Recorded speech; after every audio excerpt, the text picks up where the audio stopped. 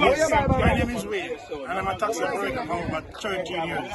And I'm fed up with the situation, the road condition.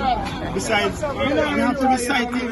When we have near accident, we are damaging our vehicle badly. Every week we have to be under the vehicle doing repair work, and it's costly. And then you have the examiner coming out to see to that our vehicle are in tip-top condition, which is totally impossible.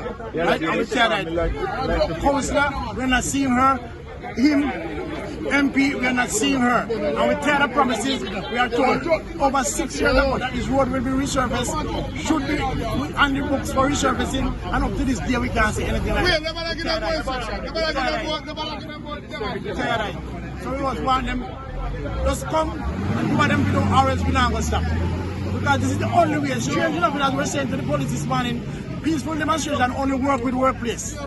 Yeah, but for the government to get government's attention, we have to do something like this. Inconvenience the judge, the nurse, the police, the teachers, even going to work. You understand? Yeah, people going to the airport have inconvenienced them just to get some attention. And it's a shame. It's a shame. Okay, so do you think that what is happening today will in any way give you guys the desired roads? Yes, may not be soon as they say, but we hope that we believe it will happen. We believe it will happen because we're not going to stop. We're not going to stop. That's not true. Me not believe it's going to happen. That will never happen. Me not see. What will not happen? The road going to fix.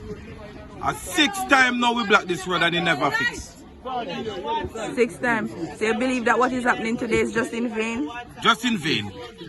But I hope it's not going to in vain though. Because the next time it's going to black, it's going to really black. You know, black now, you know, it's only a little pretty up. Yeah, but the next time it black, it's going to really black. Alright. Yeah.